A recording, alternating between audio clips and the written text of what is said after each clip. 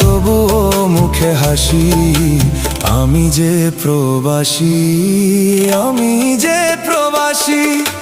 সবাই ভাবে প্রবাস মানেই রঙের দুনিয়া, কেউ তো দেখে না এই বুকে কি যে যন্ত্রণা।